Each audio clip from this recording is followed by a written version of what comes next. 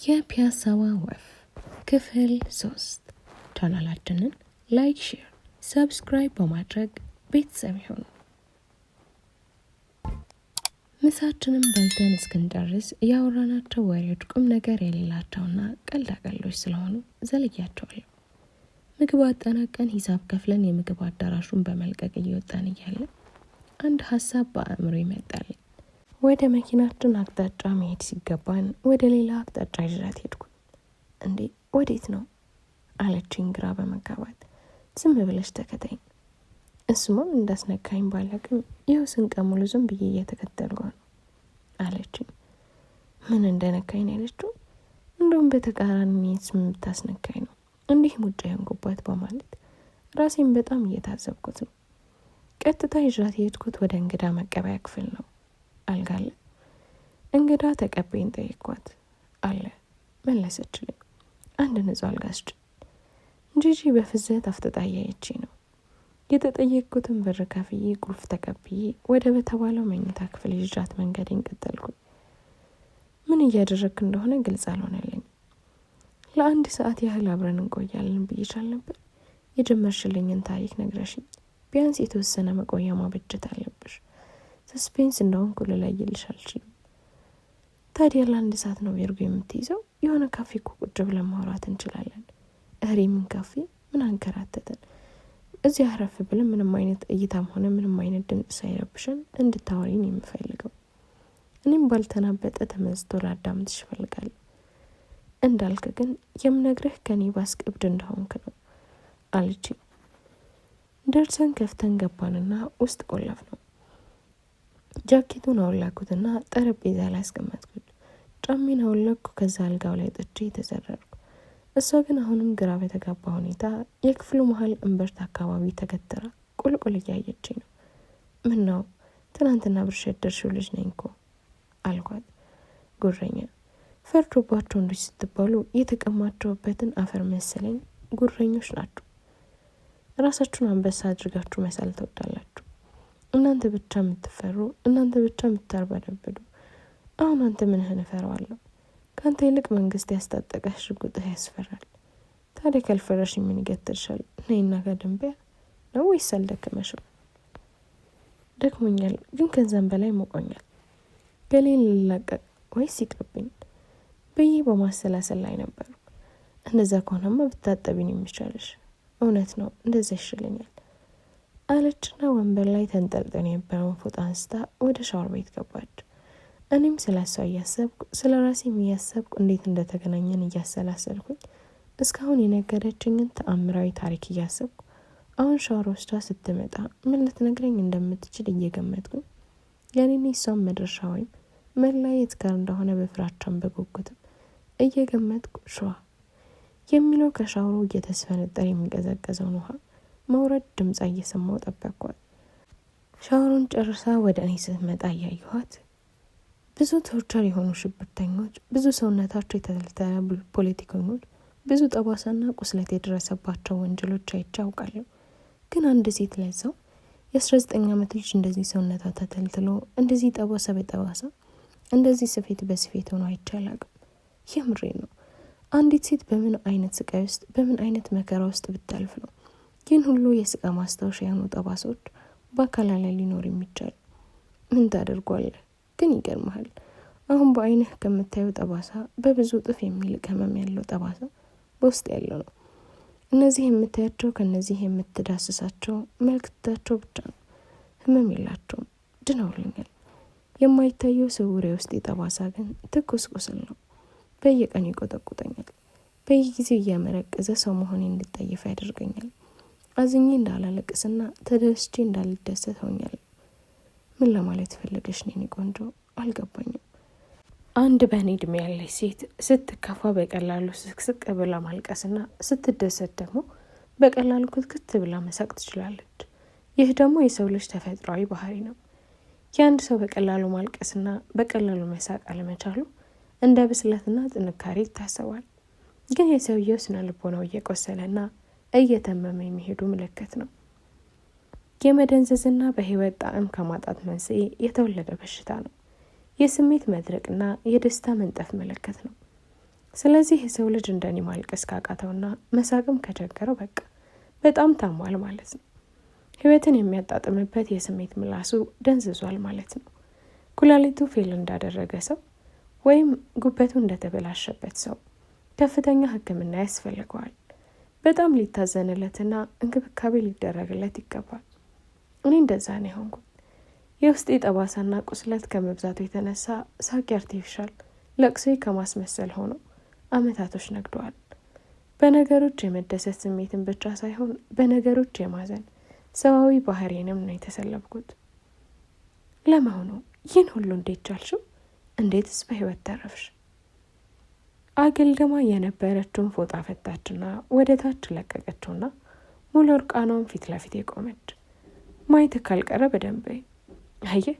ባቴ ላይ ያለውን ጠባሳ ሽጉጥ ነው። 2 ጥይቶች ናቸው በዚህ ተለቀውብኝ። በዚህ ጋር በህክምና እርዳታ ተቀዶ ይወጣልኝ።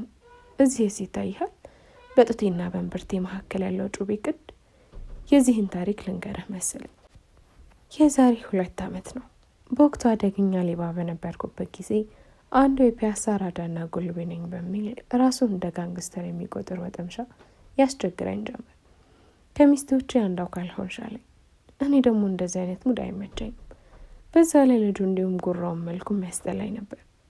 አንድ ቀን ታዲያ በአጃቢዎቹ ተከቦ ወዳለሁበት መጣና ተለፋደደብኝ። ተዋልኩኝ። ሊያስፈራራኝ ሞከረ። ያንቋሽሸኝም ጀመር። በጣም አስጠሊታ ነሽ እኮ አለኝ። የማለቅሽ መሰለሽ እንዴ? ካስጠሊታም አስጠሊታ ምን ያደርግልሃል አልኩት በትዕግስት። ያው ልተባበርሽ ብዬ ነው። በዛ ላይ ከኔ ጋር መሆን ለአንቺም ክብር ነው። እንደ ሌሎቹ ሚስቶች አንቺንም የተፈራሽና የተከበርሽ ትሆኛለሽ አለኝ በመንጠባረር። ከዛ እኔም ደም ይፈላና ልክ ልኩን እነግረው ጀመር። ለራስህ ክብር ሳይሆን ላይኖርህ ለሌላ ከየአባት አምጥተህ ነው ክብር የምትሰጠው አልኩት። እንደውም ትቼዋለሁ፣ ራስሽ አውጣኝ ብለሽ ለልመና ስሪ እንድትንበረከኪን የማደርግሽ አለኝ። ካንተ ውሻ ያምራል። ስሩ የሚይዘውን ውሻውን እየጠቆምኩ እንዴት አለኝ። ካንተ ውሻ ያስባላ፣ ካንተ ውሻ ተወዳጅ ነው አልኩት። በጣም አበሳጭቶኝና ቁም ስቅሌን አሳይቶኝ ስለነበር ላሸማቀቀውና ላዋረደው ስለፈለግኩ ነበር እንደዚህ የተናገርኩት። እንዲተወኝ አጠገቤ እንዳይደርስ ስለፈለግኩ ተስፋ አላስቆርጠው። እሱ ግን በተቃራኒው እልህ ያዘው። እንዴት በሴት ትሰደባለሁ? እንዴትስ በሴት እንደዚህ ይጠቃለሁ አለ። በ3 ቀን ውስጥ አንቺን አወጣሻለሁ ብሎ በጓደኞቹ ፊት ፎከረ። እኔም በፈቃደኝነት ለውሻ ሰጠዋለሁ። ከዛም ጀግና ወንድ መሆንህን እየዞርኩ ለድፍን ፒያሳ መሰክራለሁ አልኩት። እኔ ደግሞ ያን ማድረግ ካቃተኝ ቀሚስ ለብሼ በዚህ ግዛቴ በሆነው ፒያሳ ውስጥ በቀን ዞራለሁ አለ። ልክ እንደ ሰሜን ኮሪያና እንደ አሜሪካ በምስክሮች ፊት ተሳስተን ተለያየን። ያዳመጡት ሁሉ ለእኔ ሰግተውና አዝነውልኝ በድፍረቴና በንግግሬ ጤንነቴን ተጠራጥረው ተበተኑ። እስካሁን እያወራችኝ ያላቸው ፊት ለፊቴ እንደቆመች ነው። እኔ አሁን ልብ ያለው ሴትነቷ ላይ አይደለም፣ መላ ቀልብ ያለው ጠባሳዋ ላይ ነው። ያለፈው የመከራ የህይወት አሻራ ላይ ነው። ሌላ ሴት ብትሆን እንዲህ አይነት ታሪኳን አይደለም ተራ የመከዳት የፍቅር ህይወቷን ስታወራ እንኳን እየተንሰቀሰቀች ነው። ይች ግን ሌላ የማታውቀው ሰው ታሪክ ወይንም ከመጽሐፍ ያነበበችውን የፈጠራ ልብ ወለድ የምትተረክ ነው የምትመስለው። እውነትም እሷ ራሷ እንዳለችው የመሳቅም ሆነ የማልቀስ ስሜቷን ተቀምጣለች። ያለ ስሜት መደበላለቅ ታሪኳን ቀጥላለች። እንደዛ ከተዛዛትን ከ2 ቀን በኋላ ስራ ወጥቼ ነበር። ግን ጨለማ አካባቢ ገባብኝ። ሁሌ የማደርገው ስለሆነ ተከትዬ ገባው። ትዕቢተኛዋ አሁንስ በፈቃደኝነት ይሆን አለኝ። የሆነ ተደረግከው እንዴ? እኔ እኮ ስቀልድ ነበር አልኩት። ምናልባት መሸወድ ብችል ወይም የሆነ ተአምር እስኪፈጠር ትንፋሽ መግዛትም ወይም ምን ማድረግ እንዳለብኝ ማሰቢያ ደቂቃዎች ባገኝ እንኳን ብዬ። ኧረ እባክሽ እዛ ሁሉ የሚያከብሩኝና የሚንቀጠቀጡልኝ ሰዎች መካከል ነግረሽኝ ነበር። በይ አሁን እናድርገው አለኝ። በውጊያ ሜዳ ላይ ንጉሱ ከተሸነፈ ሰራዊቱ እንደሚበታተንልኝ ስለገባኝ ሳስበው ዋናውን ጠላቴን ተስፈነጠርኩና መታሁት። አቋርጦ ከቆመበት ሽብርክ ብሎ ቁጭ አለ። ወደ ሌላኛው ተስፈነጠርኩና አንገቱን ቆለፍኩት። 2 ተጣልኩ ማለት ነው። 3ኛው ግን አገኘኝ። በቦክስ ናሌን አፈረሰው። እኔም ስሰነዝር ብዙም በማይጎዳ መልኩ አገኘሁት። ለ2 አጣደፉ። አስከፍቼ መሮጥ እንዳለብኝ ወሰንኩኝ። ያሰብኩትን ከማድረጌ በፊት አንደኛው አብረቅራቂ ገሃነማዊ ሳንጃ አንጀቴ ላይ ሲሰካ ነው ያየሁት። እዚህ ጋር ነው የሰካብኝ። በጣም በፍጥነትና ቤት በኩል መሮጥ እንዳለብኝ በማሰላሰል የተዘናጋውበትን ሰከንድ ስለተጠቀሙባት መከላከል እንኳን አልቻልኩም። የሚገርመው ወቅቱ ብቻ አልተወኝም። የፋሲካ በግ ቆዳ እንደሚገፍ በጋራጅ ወደ ታች ተረተረኝ። ሽብረክ ብዬ ጩኸቷ ነው ከእንቅልፍ ያባነነኝ። ተነሳ ተነሳ! ወታደር አይደለም። ከመቅጽበት ከእንቅልፌ ተስፈንጥሬ ተነሳውና ወለሉ ላይ ቆምኩት። ምንድን ነው? ምን ሆንሽ? ጩኸቷና ድንጋጤዋ የሆነ በቃ መቼስ ይቺ አመጽ የማይጣት ከተማ ተድለብልቃለች ብላ ትነግረኛለች ብዬ እየጠበቅኩ ነው። በአልጋ ልብሱ ግማሽ ቁጭ ብላ ሞባይሏ ላይ አፍጥጣ ቶሎ በልብስህን ልበስ ፍጠን! ምን ተፈጠረ? ተረጋጊና ንገረኝ እንጂ 10 ሰዓት ሆኗል። እና 10 ሰዓት ሆኗል እኮ ነው የምልህ። እና 10 ሰዓት ምን አለ? ምንም ሊገልጽልኝ አልቻለም። ከ4 ሰዓት በላይ እኮ ነው የተኛ ነው እኮ ገና አንቦኮ ነው ያለሁ። እረ ተረጋጊ። እኔ ደግሞ ምን ተፈጠረ ብዬ ይቅርታ አጉል አደረኩ። በልተነስ እንውጣ ብላ ለብሳን ለመልበስ ስትሞክር ጎተትኳትና ተመለሰሽ ተኛ አልኳት። ለምን? ዛሬ አልሄድም። ልጅ አያቷ ጋር ነች። ለአንድ ቀን ምንም አትሆንም። አብረን እናድርና ነገ ጧት እንለያያለን። አሁን ይወጣ ብዬ አንድ ቦታ ደረስልና እመጣለሁ። 20 ደቂቃ ቢወስድብኝ ነው። እስከዛ ተኝተሽ ጠብቂኝ። ኧረ ተው አንተ ሰው፣ አሁን ብትሄድ አትደርስም። እርግጥ ይመሻል እንጂ ደርሳለሁ፣ ግን መሄድ አልፈልግም። ዛሬ ጥዬሽ አልሄድም። ኧረ እባክህ ዛሬ ጥለኸኝ ባትሄድ ነገ መሄድ የት ይቀራል? ቢሆንም ማምሻም እድሜ ነው ሲባል አልሰማሽም? እሷ እንዳልኳት ወደ መኝቷ ተመለሰችና ተኛች። እኔም ጫሜን አጠለቅኩና ጉንጯን ስሜ ጥያት ወጣሁ። ከ30 ደቂቃ በኋላ ተመለስኩ። እንዴ አሁንም ተኝተሻል? ትእዛዝ ላክብር ብዬ ነው። እኛ ኢትዮጵያውያን የፖሊስ ትእዛዝ በፍራቻ የምናከብረው። ይህን መቼስ አንተ ታውቃለህ? ኧረ አላውቅም። ምን ለማለት ፈልገሽ ነው አልኳት፣ አልጋው ጠርዝ ላይ በመቀመጥ። ያው ሕፃን ሆነን ወላጆቻችን የሆነ ጥፋት እንድናጠፋ ሲፈልጉ ወይም ስራ እንዳንሰራ ብለን ስንረበሻቸው አደብ እንድንግዝ የሚያስፈራሩን ወይ በጅብ ነው ወይ በፖሊስ ነው። አንቺ ጅብና ፖሊስ አንድ ናቸው እያልሽ ነው? አይ አልወጣኝም። እኔ ያልኩት ሁለቱም ማስፈራሪዎች ናቸው ነው። ሙጤ ነገር ነሽ። ለማንኛውም ተነሺ፣ ልብስ ልበሽና ወጣን በል። እስከነ ተቀለለችው አልጋ ልብስ አልጋው ላይ ወረደች። ልብሷ ወደ ተቀመጠበት ወንበር አበራች። አይ ልብሱን አለብሽም አልኳት። እና ምን ልልበስ? ታጋጭ እኮ ነኝ። በለበስኩት ልብስ እንዳጠለፍከኝ ዘነጋኸው እንዴ? አልዘነጋሁትም፣ ግን ይሄን ልበሽ ብዬ ይዤ የመጣሁትን አረንጓዴ ፔስታል ከወለሉ ላይ አንስቼ ወረወርኩላት። በአንድ እጇ ቀለበችውና ወንበሩ ላይ ቁጭ ብላ በመደነቅ ከፈተችው። ውስጥ ያለው ነገር ጠረጴዛ ላይ ዘረገፈችው። በመጀመሪያ ያነሳችው ቀሚሱ ነው። ባለ ሰማያዊ ቀለም ረጅም የእራት ቀሚስ። በፍዘት አፏን ከፍታ ምንም ሳትናገር ዝም ብላ ለበሰችው። ከጋዝ ከገዛውላት ግማሽ ደርዘን ፓንቶች መሀል አንዱን አነሳችና አረገችው። በስተ መጨረሻ ጫማዋን አረገች። ተስተካክላ ፊት ለፊት የቆመች። ለመጀመሪያ ጊዜ እንዳየኋት ሁሉ ፍዝዝን ያልኩት። በጣም ነው የምታምረው። በወንድነትና በሴትነት መካከል የሚዋለል የነበረው አቋምና ባህሏን ወደ ሴትነት እንዲህ በግድም ቢሆን ስትሳብ ውበቷ በእጥፍ ጎላብኝ። እረ በፈጣሪ ይህን ሁሉ ውበት የደበቀሹ ነበር? የኔን ሙገሳ ችላ ብላ አንድ ሚስጥር ልንገርህ። ንገረኝ። ማንም ወንድ እንዲህ አይነት ስጦታ ገዝቶልኝ አያውቅም። ይህን ስለነገርሽኝ ደስ ብሎኛል። ሌላም የምነግርሃለኝ እየሰማ ነው። ነፍስ ካወቁ ጊዜ አንስቶ ቀሚስ ለብሼ አላውቅም። ምንም ቀሚስ የለኝም። እውነቴን ነው። አሁን ቀሚሱን ለብሼ ፊት ያሰቀውም የተለየ ስሜት ነው የተሰማኝ። የተለየ ስሜት እስቲ የደስታ አይ እንደዛ ብቻ አይደለም፣ የሆነ የመረጋጋት፣ የመቀስቀስ፣ የመሽኮርመም እንጃ መግለጽ አልቻልኩም። ግን በጣም አመሰግናለሁ። ግድ የለም ምስጋና ይቆየኝና አሁን በጣም በል እሺ አለችና ቀድማኝ ወደ በራፍ እርምጃዋን ቀጠለች።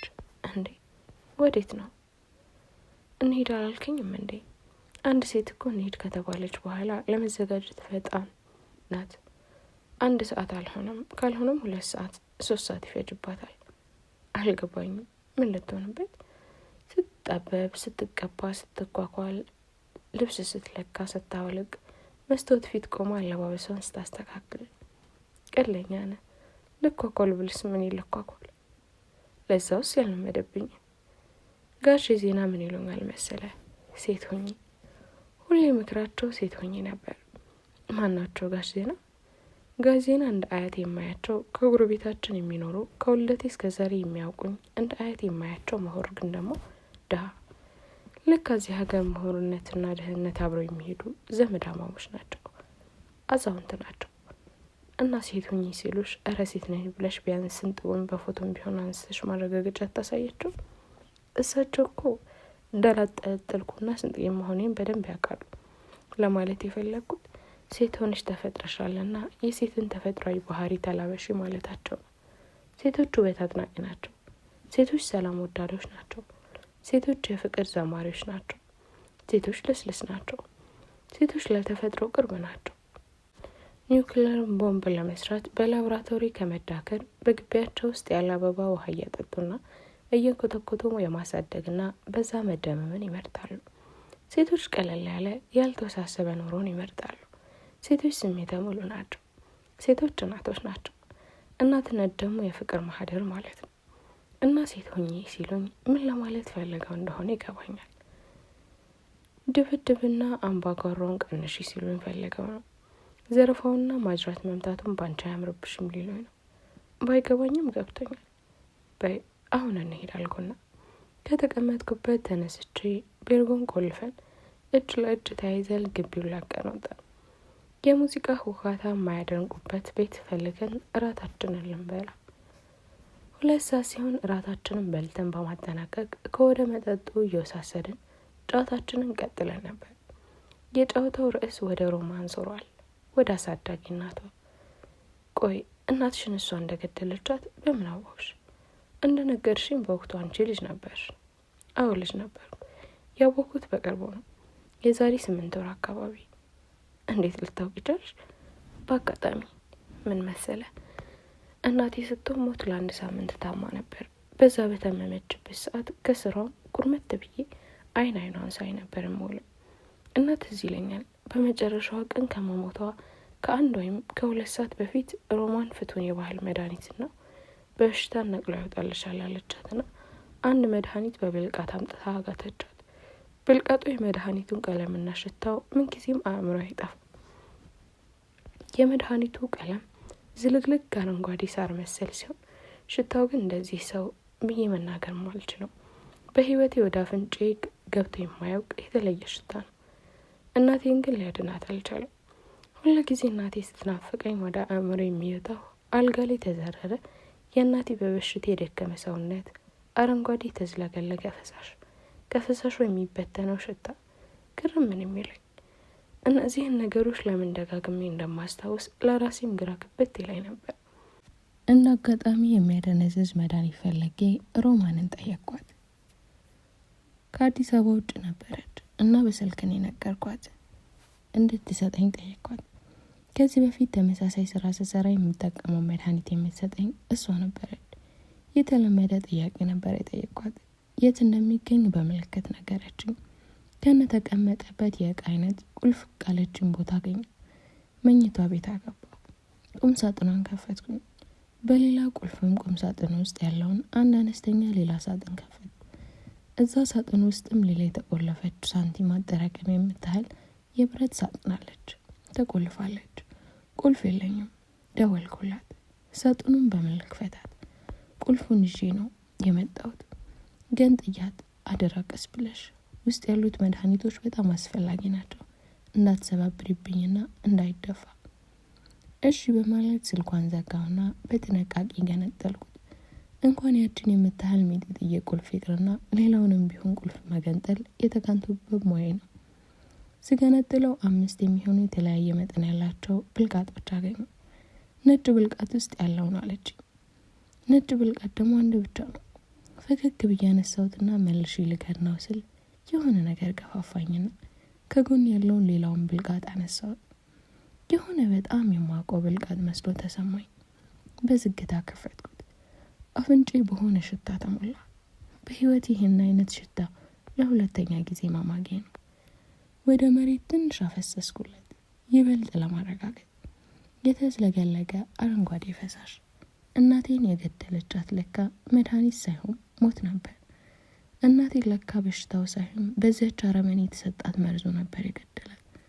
እርግጥ በጣም ጨካኝና አረመኔ እንደሆነች አውቃለሁ። ዘራፊና ገዳይ እንደሆነችም የአይን ምስክር ነኝ። እኔም ራሴ የሷ ውጤት ነኝ። ግን የገዛ እናቴን ገድላታለች ብዬ ለደቂቃ እንኳን ተጠራጥሬያት አላውቅም። እና እንደ እብድ አደረገኝ። ያንን መርዝ በወቅቱ ተግቼ እናቴ ሞተችውን ሞት ለመሞት ተመኘው። ሰውየውን ለመዝረፍ የነበረኝን ሀሳብ ታውኩት። ብልቃጡን ቄሴ ከትቼ ጥዬ ወጣሁ። ለካ ያንን ሁሉ ዘመን ስታሾፍብኝ ነበር። ለካ እናቴን ግላ በእኔ ስትበለጽግ ነበር። ለካ ባለግ ያደረገችኝ በቅር ነበር። ለካ ስዘርፍ የኖርኩት ለሷ ነበር። ሁሉ ነገር ግልጽልጽ አላለኝ። ያንቺ ሆነው እየወለች በስሟ ስትገዛ ከኖረችው ንብረት አንዲቷንም እንደማታቀምሰኝ እርግጠኛ ሆንኩ። ፈጣሪ ባያጋለጣት ተጠቅማብኝ የጠገበችን ጊዜ ለዛውም በቅርብ እኔንም በዚያ መርዝ ልታስወግደኝ እንደምትችል እርግጠኛ ሆንኩ። ከዛን ቀን ጀምሮ እሷንም ሌብነት የሚባለውንም ነገር እርግፍ አድርጌ ታውቁ። ሁለቱንም ዞር ብዬ ላላያቸው ለራሴ ማልኩ። እሷስ አልፈለገች። እሷማ የነዳጅ ጉድጓድ እንደተቀበረለት አረብ ነው ያዘነችው። ከኔ ለመታረቅና ወደ ቤት እንድመለስ ያላደረገችው ጥረት ያለመናቸው ልመና አልነበረም። እና ተስፋ ቁጣቶችሽ እስካሁን እንግዲህ እየተጠባበቀን እንኖራለን። እርግጠኛ ነኝ የሆነ ቀን እንደማጠቃት ትጠረጥረኛለች። ስለዚህ በተጠንቀቅና በመበርገግ ነው የምትኖረው። እኔም እንደዛው ከፍራቸው የተነሳ ጥሏንም የማታመን ሰው ስለሆነች የሆነ ነገር ልታደርገኝ እንደምትችል ስለማውቅ እየሸከከኝ ነው። ሄሎ ስባለው አለሽ እንዴ ጂጂ? አለሁልህ። ጠዋት ላገኝሽ ፈልጌ ነበር። ትንሽ ራቅ ብያለሁ። ነገ ከሰዓት እንገናኝ። ይቻላል፣ ግን ችግር የለም አይደል? ንግግሯን ሳትጨርስና ለጥያቄዋ መልስ ሳታገኝ ስልኩ ተቋረጠ። ምን አይነት ቀሽም ነኝ? ቻርጅ ሳላደርገው ውዬ አሁን ስልክ ይዘጋብኝ። በእኔ ደውይ ብዬ አቀበልኳት። አይ ስልኩን በቃል አላውቀውም፣ እንግባና ቻርጅ አድርጌ ደውለታል አለችኝ። በውስጤ ቅሬታ እየተሰማኝ እንዳለችኝ ሂሳብ ከፍዬ አስነሳዋትና አንድን እጄን ትከሻዋ ላይ ሌላኛውን ደግሞ ወገቧ ዙሪያ ጠምጥሜ ይዤ ወጣሁ። አንድ ነገር ልነግርህ ነበር። ምን? በጣም ነው የወደድኩ። እርግጥ እንዲህ ስል ውስጤ ንዴትና ብስጭት እየወረረኝ ነው። ቢሆንም ግን ወድጃለሁ። ያ ደግሞ በእኔ ህይወት ትልቅ ነገር ነው፣ አዲስና ያልተለመደ ነገር። ስለዚህ ላበላሹ አልፈልግም። እስኪ ጥቂትም ቢሆን ከወንዶች መካከል ጥሮች አሉ ብዬ እንዳምንና እንዳወራ አዳኝ አለች። አወሳሰብሽብኝ እኮ እባክህ፣ ለራሴም ተወሳስቦብኝ ነው። ቆይ ለአንቺ ወንዶች ሁሉ መጥፎች ሆነው ነው የሚታዩሽ? አይ የሚታዩኝ ሳይሆን በእርግጠኝነትም መጥፎችና የማይረቡ ብሪተኞች ናቸው። እኔ ከጋሽ ዜና በስተቀር ጥሩ የሚባል እንዳላጋጠመኝም። የውሳቸውም ምናልባት አዛውንት ስለሆኑ ሊሆን ይችላል። በጣም የተማሩና አንባቢም ስለሆኑ ሊሆን ይችላል። አዎ እሳቸው አስተሳሰባቸውም አኗኗራቸውም ሁሉ ነገራቸውም ከብዙሃኑ ወንዶች ፍጹም የተለየ ነው። እኔስ የምላሰው ለምታ አዳልጦኝ የጠየቅኩት ጥያቄ ነው። አንተ እኔ እንጃ፣ ያንተ ሚዛን የተለየ ነው። ምን አንተ ላይ እንዳየው አላውቅም። ምናልባት ፍቅር ሲይዝ በዛ ሰው በጣም ስታሰብና ግን ደግሞ ምኑ እንደማደርግህ አይገባህም ይሆናል። ግን ደግሞ አብርሃም መሆን ትራባለህ። በእቅፍ ውስጥ መጥፋት ያወቅኋል። በትንፋሹ መቅለጥ ያምርሃል። ወይም ጭው ያለ በረሃ ውስጥም ቢሆን ከእሱ ጋር ብቻ መኖርን ህልምህን ይሆናል። እሱን ስለማጣት ስታስብ ውስጥህ በሽብር መናጥ ይጀምራል። አዎ ፍቅር የሚሉት የሰው ልጅ ጣጣ እንደዛ አይነቱ ነው መሰለኝ። የሚገርም አገላለጽ ነው። እና አሁን በገለጽሽው መጠን አፍቅረሽኛል ማለት ነው? ተነቀጠች። እኔ ማንን? እኔ ነዋ። ቆፍጠን በይ። እንዴት ሊሆን ይችላል? ከተዋወቅን እኮ ገና 3ኛ ቀናችን ነው። በ3 ቀን በፍቅር መያዝ አለ እንዴ? በፍቅር ለመያዝ ግን ስንት ቀን ያስፈልጋል? በሰከንድ ሸራፊም ሊሆን ይችላል እኮ። እኔ ግን አፍቅረሻለሁ። በጣም ነው የወደድኩሽ። ይህን ቃል ከሟች ሚስቴ ውጭ ለማንም ሴት ተጠቅሜው አላውቅም። በጣም ነው ያፈቀርኩሽ። ስላፈቀርኩሽም ደስተኛ ነኝ። ወሬያችን ሁለታችን ከጭንቅላታችን ቀና በማለት ትራሳችን በመንተራስ ፊት ለፊት እየተያየን ነው። አይ እንዳልከው ከሆነ ፍቅር ሳይሆን መጋኛ ነግተዋል። አየህ፣ መጋኛ ድንገት ሌሊት በራፍህ ከፍተህ ስትወጣ ወይም ተዘግቶ የቆየ ቤት ድንገት ከፍተህ ስትገባ፣ አዎ ያዛን ጊዜ በጋኛ በድንገት አጠናገረ ይባላል። እና ፍቅርም እንደዛ ከሆነ ፍቅርን ሳይሆን እርግማን ነው በለው። እንዲህ ማረፊያውን እንኳን የማያውቅ ምን ማለት ነው? እሺ ያፈቅርከኝ፣ ምን ልታደርገኝ ነው? ሰው እንዴት እንደዚህ አይነት ሴት ያፈቅራል? እኔ ያፈቀርኩት አንቺ ነው። አንቺ ደግሞ ሰው ነሽ። ሰው እጅጋዬ የምትባለውን ቆንጆ ብሩህ አእምሮ ያላትን የሚደንቅ የህይወት ታሪክ ባለቤት የሆነችውን ከአልማዝ የጠነከረች ልጅ እንዳፈቀርኩ ነው የማውቀው። በዛም በጣም እድለኛ እንደሆንኩ ነው የሚሰማኝ። በጭቃ ተለውሶ አደባባይ ላይ የተጣለን ወርቅነቱን አውጥቶ ማንሳት ጭቃውን አጽድቶ ለመጠቀምና እድልና ብልሃትን ይጠይቀኛል። እኔ ብልህ ነኝ ብዬ ባላስብም እድለኛ ግን እንደሆንኩ እርግጠኛ ነኝ። ጥሩ ነው። ማፍቀር መፍትሄ ነው። እኔ ግን ነገ የምለውን መቼም ደግሜ የማላገኘውን ሰው አፍቅሬያለሁ ብዬ መደደል አልፈልግም። አዎ አልፈልግም፣ በፍጹም። አዎ አንተ ማፍቀርም የለብኝም። ለእኔ የምታወራ ሳይሆን ከራሷ ውስጥ ጋር ሞገት የገጠመች ነው የሚመስለው። ለምን አንሄድም? ወዴት? ወደ ሻምቡ። ምን ለማድረግ? በቃ አብረን እንኖራለን። ሻምቡን ታያታለሽ። እርግጥ ካደግሽባት አዲስ አበባ ጋር ስትነጻጸር ቀበሌ ልትሆንብሽና ሊደብርሽ ይችላል። ቢሆንም ልጄን ትተዋወቂያታለሽ። እሷም በእርግጠኝነት በጣም ነው የምትወዳት። እናቴም የምትወድሽ ይመስለኛል። የእውነትህን ነው? ለእሷ ሳይሆን ለእናንተ እውነቱን ልንገራችሁ። የማውራው ነገር ሁሉ የእውነቴን ይሁን ወይስ የሆነ ቅዠት ውስጥ ሆኜ የምዘባርቀው እርግጠኛ አይደለሁም። ይህችን ልጅ አእምሮዬን እንዲሰለብና የማዘነበው ኃይሌ እንዲሞጠሞጥ እያደረገች ነው እንዴ? እውነቴን ነው። በቃ አብረን እንሂድ። ታዩና ከደበረሽ ትመለሻለሽ። ካልደበረኝስ? ሁሉ ነገር ቢመቸኝስ? እሱ አይደል የሚፈልገው? ምን አድርጋህ ታኖረኛለህ? ብታገቢኝ ደስ ይለኛል። ኧረ አንተ ሰው ጤነኛ አትመስለኝም። ነገ የምትጸጸትበትን ነገር ዛሬ አትዘባርቅ። ነው ወይስ ሰከርክ? እንዳልሰከርኩ አንቺም ታውቂያለሽ። እሺ ብለሽኝ ከገባሽ በእውነቱ በጣም እድለኛ ሰው እንደሆንኩ ነው ራሴን የምቆጥረው። በእውነት አንቺን አጠገቤ እንድትኖሪ የማላደርገው ነገር የለም። ምናልባት እቤት መዋል ይደብረኛል የምትይ ከሆነ የሆነ ሱቅ ነገር ከፍትልሻለሁ። ኮስሞቲክስ ቤት ወይንም ቡቲክ፣ የፈለግሽውን። አላምንም አለችኝ ፍርጥም ብላ። እውነቷን ነው። ለወንዶች መራር ጥላቻና ከልክ ያለፈ ንቀት ያላት ልጅ እንዲህ መሰሉን የእንቅዠት እውነትን ማመንኩህ ብትል ነበር የሚገርመው። አላምንህም። ነገውኑ ማለት ጠዋት እዚሁ ደብተሬ ላይ 50 ሺህ ብር አለ። በአንቺ ስም አዞርልሻለሁ። እዛ ስንደርስና ስራ ስትጀምሪ ደግሞ የተወሰነ ተጨማሪ ጨምርልሻለሁ። አይዞሽ፣ ልጅ ጠባቂ ያደርገኛል ብለሽ ሰክተሽ ከሆነ እሷን የምትንከባከብ ልጅ እንደማገኝ ማረጋገጫ ሰጥሻለሁ። አመረርክ እንዲህ ሰውዬ። እኔ እንደውም አሁን ካልከኝ ሁሉ ያጓጓኝ ልጅህን መንከባከብ ነው። እንደ እናቷ ጎዬ ውስጥ ሻጎድራት ስታለቅስ ላባብላትና እሺ ሩሩ እያልክ ላስተኛት ብችል ብዬ ነው። እናት ሬጊዋ እናቷ ሆኝ በምንም አይነት መንገድ ለገባህ እንደሆነ አልችልም። እሺ አታግኝ፣ ግን አብረን እንሄድና ሌላ ስራ ጀምር። ቢያንስ እንደ ወንድምሽ ቁጠረኝና በቃ ባለውበት አካባቢ ኖሪ። ጥሩ ጓደኛሞች እንሆናለን። በፈጠረሽ ወደዛ ከተማ አትመለሽ። ባይሆን በቅርብ ወደ ነቀምት ቅያሪ ይጠይቃለሁ። ነቀምት ትልቅ ከተማ ስለሆነ እዛ አይደብርሽም። እኔ ሚስትህም እህትህም መሆን አልፈለግም። እረ በፈጠረሽ ሰራተኛ አድርገ ቅጠረኝ። ምን? አዎ የልጅህ ሞግዚት አድርገ ቅጠረኝ። ሚስትም ሆነ ነጋዴ መሆን አልፈለግም። እኔ አንቺን ሰራተኛ አድርጌ? አዎ ለሄደችው ሰራተኛ ስንት ነበር የምትከፍላት? በወር 200 ብር። ለእኔ ደግሞ 300 ብር አድርግልኝ። እየቀለድኩ እኮ አይደለም አልኳት። ሹፈት አዘል በሚመስለው ንግግሯ ተበሳጭ። እኔም ቀልድ አይደለም ነው ወይስ እድሜን በሙሉ እንደዚህ በስርቆት ስላሳለፍኩ የሙያ ነገር ኔፓነች ብለህ አሰብክ? በሙያ ትጠራጠር። እድሜ ለዛች ጭራቅ ሮማን ተብዬ እጅን በማማሲያ እየቀጠቀጠች ነው ሙያ ያስተማረችኝ። እምመለስላት አጣሁና ዝም አልኩኝ። በዚህ መካከል እሷ ተነሳችና ተንጠራርታ ስልኳን ከተሰካበት ነቀለችውና ከፈተች። ደወለች። ሄሎ እሱ ባለው ጆሮዬን ቀስሬ ማዳመጥ ጀመርኩኝ። ሄሎ ጂጂ፣ ስሞክርልሽ እኮ እምቢ አለኝ። አዎ ስልኬ ቻርጅ ጨርሰው ነበር።